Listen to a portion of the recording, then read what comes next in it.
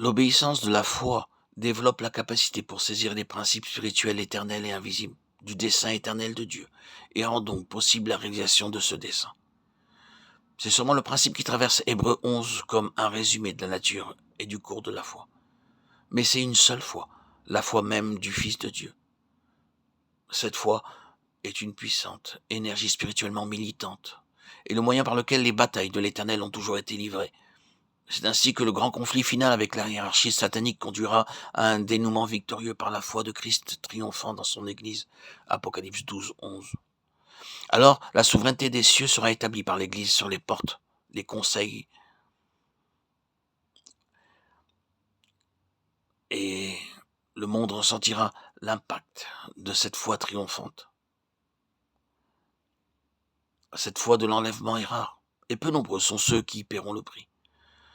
Le Seigneur pourrait bien demander s'il trouvera ce genre de foi sur la terre à sa venue.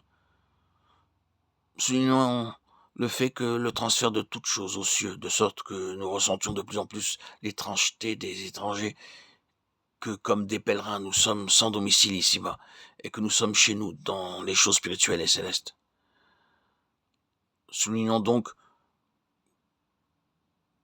le fait que le transfert de toutes choses aux cieux est le cours naturel d'une vraie vie en Dieu. Lorsque le point culminant arrivera et que nous serons finalement enlevés, ce ne sera pas un grand changement pour notre homme intérieur. Il n'y aura aucune gêne ni sentiment de dépaysement. Ce ne sera que la dernière phase du parcours spirituel où la gloire s'ouvrira sur nous et comme Enoch, nous ne serons plus parce que Dieu nous aura pris.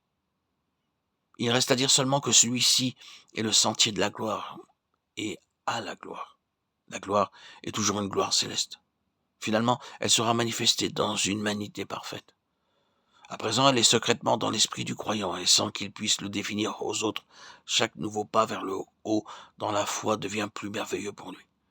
Ce serait une pauvre description de la gloire divine de dire qu'elle consiste en l'absence de corruption et en incorruptibilité, en perfection d'entendement, en perfection d'harmonie, en perfection de capacité, en perfection de miséricorde, mais presque imperceptiblement.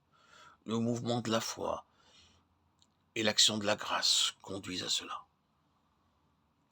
La semence incorruptible qui rend possible le corps incorruptible est déjà dans les fils de Dieu par la foi. Les yeux de leur intelligence s'ouvrent et les choses célestes deviennent pour eux beaucoup plus réelles que les choses visibles.